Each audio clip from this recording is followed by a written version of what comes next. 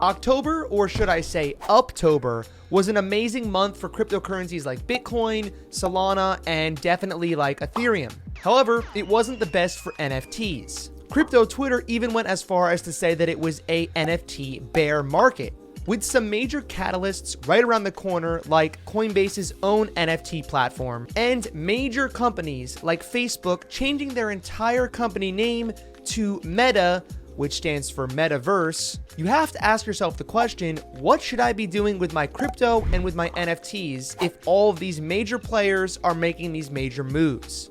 If you like JPEGs and if you enjoy making money, then you will absolutely love smashing that like button and hitting subscribe, because this channel focuses a lot on JPEGs that make you money. Alright, first let's recap what happened in October. Point number one, we saw a massive drop in NFT market volume. It went from roughly $1 billion market cap all the way down to about $650 million in the total NFT market cap. That is roughly a 30% drop, and that is pretty substantial from one month to the next. Number two, we saw more NFT projects launched than ever before. That means the supply of NFTs in the space is larger than ever. Number three, we saw more users surprisingly come to the space. In September, there were about 91,000 new users that signed up and actively traded on OpenSea, the biggest NFT platform. But in October, we saw over 100,000 with 125,000 new users. And point number four, in October, Ethereum surged, going from under $3,000 all the way up to a new all-time high of roughly $4,500 per Ethereum. Out of all of this data and all the things that happened in October, there is one main takeaway you should know. When Ethereum pumps, NFTs tend to dump.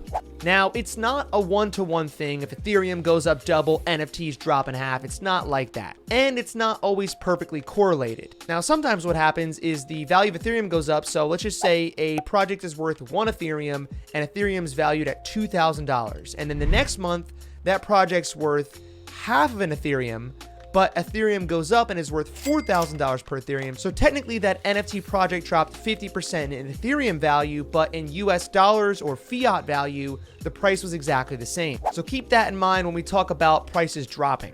The general ideology behind this is if Ethereum goes up, sometimes people want to exit their positions in their JPEGs. They want to liquidate and sell their JPEGs to then cash out on their Ethereum since Ethereum's up so much, or they just want to play in the crypto trading game, and because crypto is so hot, they want to move from NFTs and move a lot of that money over to crypto where it can earn money more quickly. Another thing to consider is when newer NFT traders enter the scene and the price of a mint usually being 0.05 Ethereum to 0.1 Ethereum, if the price of Ethereum goes up and the mint prices stay the same, technically speaking, new investors are going to have to pay more US dollars for these same mints. So what was once a $200 to $400 mint price now might be a $300 to $800 mint price, even though the Ethereum mint prices are generally the same. I think it's safe to say it's easier for people to drop $100, $200 on a JPEG than $800 on one, especially if you're new to the space. With the higher barrier to entry, with more expensive costs per minting, it limits the amount of people that will join the space. So to recap, there is way more supply, a ton of new projects, and might I add, a lot of them are crap new projects are coming out right now. There is less demand due to Ethereum being higher valued, thus causing it to be more expensive to mint, and less market interest because a lot of these main traders, a lot of these whales are actually going into crypto to earn money there right now because it's doing so well. Thus, many NFT projects' volume is decreasing, and therefore the floor prices of these projects is also going down abruptly. In other words, the NFT market is crashing. What's even worse is a lot of new NFT comers are buying into projects that are not the greatest ones just because they don't know any better, and those projects aren't even selling out, and therefore those projects become illiquid, there are no buyers for them, and these newcomers get stuck holding these JPEGs that have pretty much no value. So please don't get caught up in that mess. If you're new to the scene and watching this video for the first time, trying to learn about the space, keep watching. I'm going to help you out. Now, on the flip side of all this, while the overall NFT market is down, there are some outlier projects that have done really well in the last month and have actually gone up in value or held their price really well. The first one I want to mention, and all of my supporters and subscribers are going to know that I talk about this all the time because I am super bullish on it, is the Doge Pound. I actually just bought another Doge 3 days ago for 3.12 Ethereum. The price of the project floor has actually gone down to 2.6 in the last 3 days, so I'm already down on my investment, but I am not worried one bit. The Doge Pound is one of my top rated projects, and you can see all of my other top rated projects, my NFT calendar, and all of my NFT tools in my Patreon that I give to all of my supporters on my Patreon page. Links down below if you want to check that out. Besides the Doge Pound, some other projects that have done well are the Sandbox, Decentraland, which are both games. Fluff World and Creature World have also done pretty well in the last month. And on top of all of that, there were some really major projects that dropped in October. To name a few of them are Kaiju Kings, Jungle Freaks, Neo Tokyo, which is Alex Becker and Elio Trade's project, and Doodles. So now that we've covered what happened in October, what's the best NFT strategy for the rest of 2021? Assuming Bitcoin and Ethereum continue into price discovery and continue to set new all-time highs, I think the NFT market is going to continue to suffer with volume. This is because many traders are going to be focusing on crypto and reaping the rewards of the big bull run that's happening at the end of the year. However, as soon as that bull run ends, and again, this is not financial advice, there's no guarantee this is going to happen, but assuming that the bull run does continue through the end of the year, whenever that does end, I expect a massive flow of all those new profits and all of those traders moving right into the NFT space with that money. This timing could line up extremely well with Coinbase's NFT platform that's supposed to launch in December or in early 2022.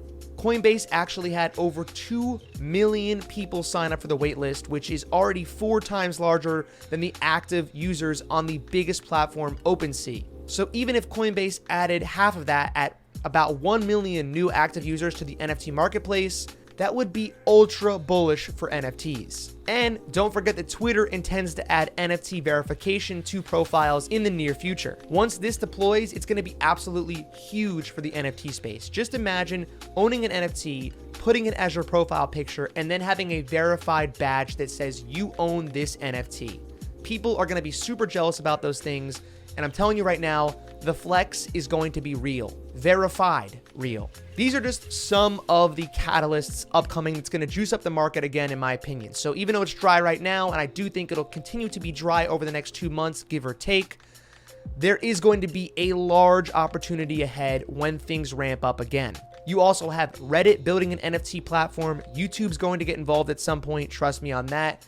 Adobe, Valve, Epic Games have all chimed into the NFT space and what potential lies ahead. To be straightforward, the metaverse is truly inevitable. So with all that in mind, my plan is to stay patient in the short term and scope out some really great deals on known blue chip projects in the space. And when I say blue chip projects, I mean NFTs that have stood the test of time, have held a consistent price floor and trended upwards, and that have inherent value, whether it's utility, art, exposure, founders, whatever. Now, this is the part of the video you probably came for, and we're finally getting to it. I'm going to share with you what those projects are. But again, if you want my full list of all the top rated projects I'm looking at to buy and my NFT calendar for really good projects to mint in the upcoming month, all that's on my Patreon down below.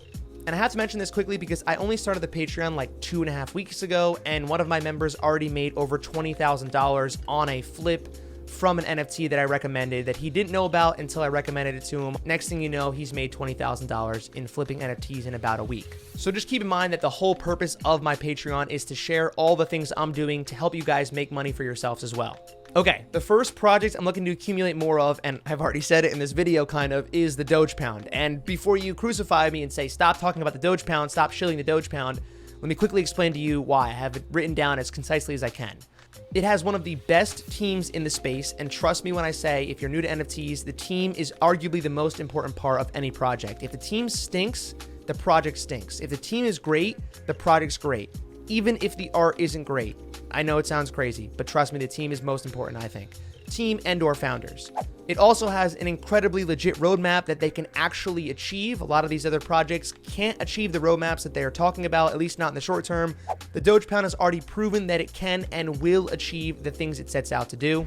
It's been around for over 100 days, and that doesn't sound like that long, but it's one of the older projects in the space right now, and its price floor has gone consistently up over time, always holding steady on the floor, never really crashing down. All these factors make me feel extremely strong in it becoming the next main blue chip NFT. I think a 10 Ethereum floor price is in the cards for the Doge Pound. Another blue chip NFT I'm looking to buy into is Cool Cats. It's a very recognizable name, it has an established price floor, and it's somewhat of an OG NFT. I foresee a 20 ETH floor for this project, maybe even as high as Bored Ape Yacht Club right now at a 30 ETH floor. And guess what? The price right now is currently sitting at just 5 ETH. And yes, 5 ETH right now is $20,000. But I will say that this is one investment I feel is worth the big risk. I think it's valuable, and I do think it's going to have a great return on investment in the long term. Again, none of this is financial advice. This is just my opinion, and it's for entertainment purposes only. Now, for new projects minting in November, I have one project that is a must ape. And yes, I said a must ape. This is a project that many people, and I mean probably close to 100,000, are going to try to be getting into. And that is Tony, aka JRNY Crypto's NFT drop. This is his first NFT project, and although we know absolutely nothing about it other than it's coming out this month, I can almost guarantee that Tony, who is a whale in the space, he owns $15 million worth of Bored Ape Yacht Club NFTs. He's going to add a ton of value to this project. I have no doubt in my mind. The guy's also got 500,000 subscribers on YouTube, which is going to add immediate demand and exposure for the project. This is a winning scenario to me, and even if you want to just flip the project, you can do that, but I think this is a long-term hold that's going to have a ton of value in years to come. And guess what? If you are a Doge Pound holder, you get whitelist access to this project. Tony and the Doge Pound have partnered up, and the Doge Pound's Launchpad program is going to be launching his project, which means if you own a Doge, you will have whitelist access to that project. And I'm telling you right now, that is extremely valuable because this project will have a ton of demand. So getting on that whitelist and having pre-sale access to a project like that is incredibly valuable. So if you enjoyed the video, if you got any information out of it that you found useful, definitely leave a like on it. Subscribe for more content just like this. We're posting as many videos as I can a week. I have a lot going on. I'm trying to do a lot of good stuff with the Patreon right now, adding a ton of value for you guys there. So bear with me if the videos aren't as quick as they usually are. We'll see you guys all next time. Have a fantastic day.